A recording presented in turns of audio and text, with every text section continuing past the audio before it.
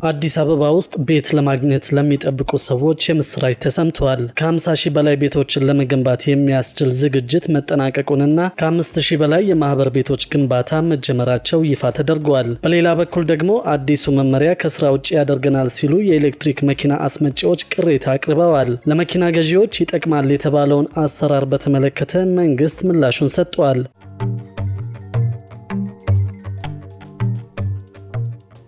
አዲሱ መመሪያ ከስራ ውጭ ያደርገናል ሲሉ የኤሌክትሪክ መኪና አስመጪዎች ቅሬታቸውን አቅርበዋል። ለመኪና ገዢዎች ይጠቅማል የተባለውን አሰራር በተመለከተ መንግስት ምላሹን ሰጥቷል። የትራንስፖርትና ሎጂስቲክስ ሚኒስቴር የኤሌክትሪክ ተሽከርካሪ አስመጪዎች የጥገናና ሰርቶ ማሳያ ወይም ጋራዥ ማቋቋም እንዳለባቸው አስገዳጅ መመሪያ ማውጣቱ ይታወሳል። የመመሪያውን ተግባራዊ መደረግ ተከትሎ ቅሬታቸውን ያቀረቡ የኤሌክትሪክ መኪና አስመጪዎች መመሪያው ያሉትን አስመጪዎች ከገበያው ከማስወጣቱን ባለፈ አዳዲስ አስመጪዎችም ወደ ዘርፉ እንዳይቀላቀሉ እንቅፋት ይሆንብናል ብለዋል። በቂና ብቁ ባለሙያ በሌለበትና በቂ የመኪና መለዋወጫ ባልተሟላበት ሁኔታ ሁሉም አስመጪዎች የሰርቶ ማሳያና ጋራዥ ያቋቁሙ ቢባል እንኳን በቂ የመሬት አቅርቦት አይኖርም ሲሉ አስመጪዎቹ ተናግረዋል። የኤሌክትሪክ መኪና አስመጪዎችን ቅሬታ በተመለከተ ለጉዳዩ ምላሽ ለማግኘት ለትራንስፖርትና ሎጂስቲክስ ሚኒስቴር ጥያቄ ቀርበዋል። በሚኒስቴር መስሪያ ቤቱ የትራንስፖርት አገልግሎትና ቁጥጥር አማካሪ አቶ አሰፋ አዲስ የጸደቀው መመሪያ ተግባራዊ አለመደረጉን ጠቅሰው መመሪያው የሚጠቅመው በአስመጪዎችና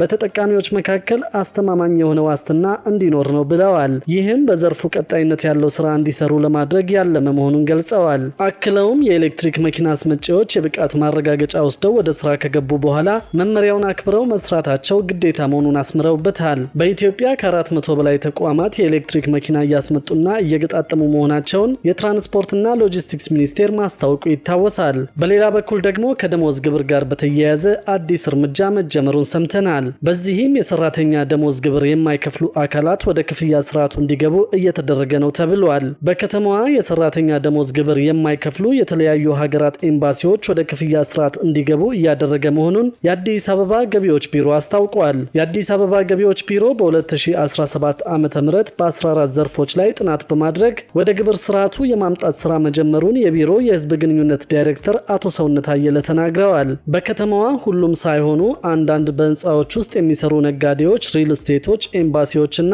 ሌሎችም የስራ ዘርፎች ውስጥ ሲሰሩ የነበሩ ነገር ግን ወደ ታክስ ስርዓቱ ያልገቡ መኖራቸውን በማስታወስ በዚህ ዓመት በተደረገው ማሻሻያ በተሰበሰበው የገቢ ግብር ላይ ከፍተኛ ለውጥ ማሳየቱን አመላክተዋል። ቢሮው ፍትሐዊ የገቢ አሰባሰብ እንዲኖር የተመዘገቡት እንዲሁም ግብር ለመክፈል ያልተመዘገቡት አካላት እንዲካተቱ ማድረግ እንደሚገባ ገልጸዋል። በከተማዋ በኮሪደር ልማት ምክንያት ወደ ሌላ ስፍራ የተዛወሩ በርካታ ግብር ለመክፈል ያልተመዘገቡ ነጋዴዎች መኖራቸውን በመግለጽ በቀጣይ ሁሉንም ለማካተት በትኩረት እንደሚሰራም ጨምረው ተናግረዋል። በአዲስ አበባ ከተማ 350 ቢሊዮን ብር ግብር ለመሰብሰብ እቅድ ተይዞ እየተሰራ ስለመሆኑ ተመላክቷል። በሌላ በኩል ደግሞ በመንግስት አስተባባሪነት ከ50 ሺህ በላይ ቤቶችን ለመገንባት የሚያስችል ዝግጅት ማጠናቀቁን የአዲስ አበባ ከተማ ቤቶች ልማትና አስተዳደር ቢሮ ገለጸ።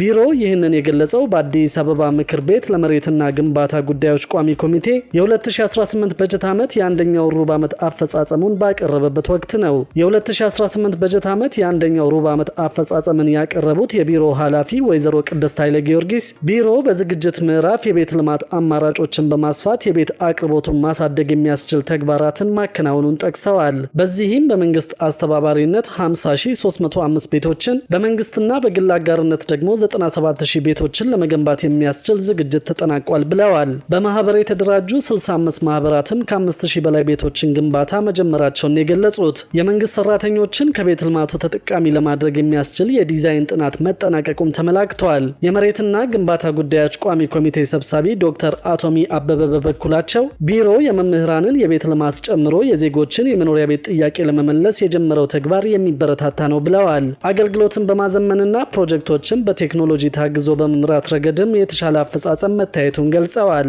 በጋራ መኖሪያ ቤቶች የመሰረተ ልማት አቅርቦትን ማሟላትም በቀጣይ ትኩረት ተደርጎበት በቅንጅት መስራት እንደሚገባ ነው ያሳሰቡት። ፍላጎት እስካለ ድረስ ቀጣይ አዳዲስ ማህበራትን የማደራጀትና የምዝገባ ስራ እንደሚቀጥል፣ ለቤቶቹ ዲዛይንም በመንግስት በኩል እንደሚዘጋጅ ተገልጿል። በዘንድሮ ዓመት በአዲስ አበባ ከተማ የኮሪደር ስራ ተብሎ እንደ አዲስ የሚጀምር ስራ እንደማይኖር፣ የዘንድሮ ትኩረት ቤቶችን መገንባትና የውሃ አቅርቦትን ማሻሻል ነው ሲሉ ከንቲባ አዳነች አቤቤ መናገራቸው ይታወሳል። በዚህም በዘንድሮ ዓመት በከተማው የኮሪደር ስራ ተብሎ እንደ አዲስ የሚጀምር የሚጀመር ነገር እንደማይኖር አሳውቀዋል። የ2018 ትልቁ ትኩረት የቤት ግንባታና የውሃ አቅርቦት ነው ብለን አጽድቀናል ሲሉ ከንቲባ አዳነች ገልጸዋል። ዘንድሮ ዋናውና ትልቁ ትኩረታችን የመኖሪያ ቤት ግንባታ ይሆናል ሲሉ አስምረውበታል። አሁን የሚገነቡት 50 ሺህ ቤቶች መቼና በምን መስፈርት እንደሚተላለፉ በይፋ የተገለጸ ነገር የለም። በሌላ መረጃ ደግሞ መንግስት የኮሪደር ልማት እንደሚቀጥል አስታውቋል። በዚህም ምክንያት የሚፈርሱ የመኖሪያ ቤቶችና የንግድ ሱቆች እንደሚኖሩም ያገኘነው መረጃ ያሳያል።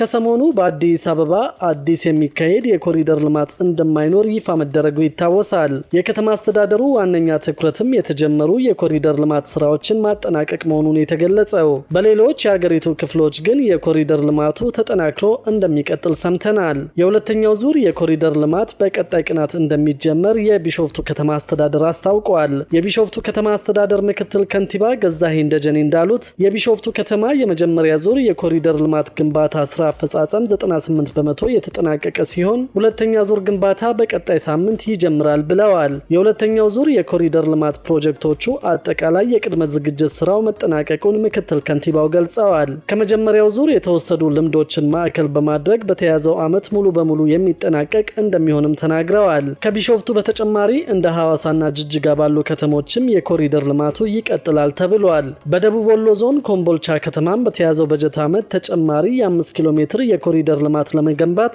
ተግባራዊ እንቅስቃሴ መጀመሩን የከተማው አስተዳደር መንገዶች ባለስልጣን አስታውቋል። የኮምቦልቻ ከተማ አስተዳደር መንገዶች ባለስልጣን ዋና ስራ አስኪያጅ አቶ ሚኪያስ ሳሊ እንደተናገሩት በ2017 በጀት ዓመት ከተጀመረው የ5 ኪሎ ሜትር የኮሪደር ልማት ውስጥ 3.7 ኪሎ ሜትሩ ተጠናቆ ለአገልግሎት ክፍት ተደርጓል። በተያዘው የበጀት ዓመትም ተጨማሪ የ5 ኪሎ ሜትር የኮሪደር ልማት ለመገንባት ታቅዶ ተግባራዊ እንቅስቃሴ መጀመሩን አስታውቀዋል። በአዲስ አበባ አዲስ የሚካሄድ የኮሪደር ልማት እንደማይኖር ከሰሞኑ ይፋ መደረጉ የሚታወስ ነው። ከንቲባ አዳነች አቤቤ የዓመቱ ቅድሚያ የሚሰጠው ጉዳይ የቤቶች ግንባታና የውሃ አቅርቦትን ማሻሻል መሆኑን ጠቅሰዋል። እንደ ከንቲባዋ ገለጻ ከሆነ በዚህ ዓመት ምንም አይነት አዲስ የኮሪደር ልማት ስራ አይጀመርም። የአዲስ አበባ ከተማን የማደስ፣ የማዘመን፣ የማጽዳት እንዲሁም መሰረተ ልማቶችን ለህዝብ ተደራሽ የማድረግ ስራ ለሁሉም አካባቢዎች እንደሚያስፈልግም አስገንዝበዋል። የተጀመሩት ስራዎችና የተገኙት ውጤቶች ከከተማችን ስፋት አንጻር ገና ነው ሲሉ የተናገሩት ከንቲባዋ ነገር ግን ተመሳሳይ ስራዎች ሲሰሩ እቅድና ዝግጅት እንደሚያስፈልግ ገልጸዋል። እንደምታውቁት ቤት ያስፈልጋል፣ ለመሰረተ ልማቶቹ የበጀት ዝግጅት ያስፈልጋል፣ በጀቶቻችን ላይ ቅደም ተከተል ማስያዝ ያስፈልገናል ሲሉ ለከተማዋ ምክር ቤት አባላት አስረድተዋል። በዚህም መሰረት የአዲስ አበባ ከተማ አስተዳደር የ2018 ዓ.ም ትልቁ ትኩረት የቤት ግንባታና የውሃ አቅርቦት መሆኑን ያመለከቱት ከንቲባዋ ለዚህም የሚሆነውን በጀት የከተማዋ ምክር ቤት ባለፈው መደበኛ ጉባኤ ማጽደቁን አስታውሰዋል። በሌላ መረጃ ደግሞ ኦሮሚያ ባንክ ለአንድ ወር የሚቆይ ልዩ የብድር አገልግሎት አስተዋወቀ። ኦሮሚያ ባንክ ተደራሽ የብድር አገልግሎት ለሁሉም ዜጎች በሚል መሪ ቃል ለአንድ ወር የሚቆይ የሚልኪ ዲጂታል የብድር አገልግሎት የገበያ ንቅናቄውን በዛሬው ዕለት አስጀመረ።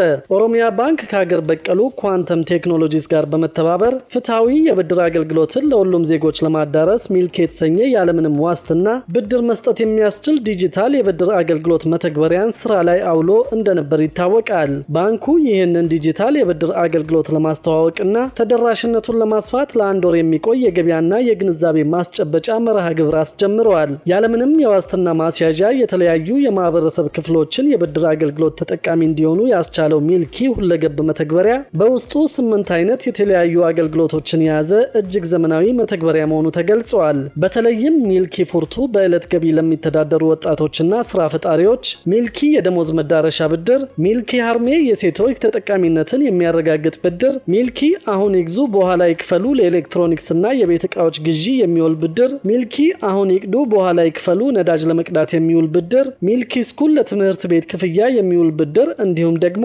የኢትዮጵያ አየር መንገድ የአየር ትኬትና የኢትዮ ቴሌኮም የአየር ሰዓትን ጨምሮ ለማንኛውም ጉዳይ ያለምንም ማስያዣ ደንበኞች ተበድረው ጉዳያቸውን ካሳኩ በኋላ ሳይጨናነቁ ዘና ብለው የሚከፍሉባቸውን አማራጮች ማመቻቸቱን ባንኩ ገልጿል። ሚልኪ ዲጂታል የብድር አገልግሎት ስራ በጀመረ በ100 ቀናት ውስጥ ለ75000 ዜጎች ያለምንም ማስያዣ ከ250 ሚሊዮን ብር በላይ ብድር ማቅረቡን አስታውቋል። ሚልኪ ዲጂታል የብድር አገልግሎት ዘመኑ የደረሰበትን የቴክኖሎጂ ጥበብ በመታጠቅ በሰው ሰራሽ አስተውሎት እየታገዘ የብድር አሰጣጥ ስርዓትን የሚያሳልጥ መሆኑ ተጠቅሷል። በዋስትና እጦት ምክንያት ከፋይናንስ አቅርቦት ርቀው የቆዩ በርካታ የህብረተሰብ ክፍሎችን ተደራሽና ተጠቃሚ እያደረገ መሆኑም ታውቋል።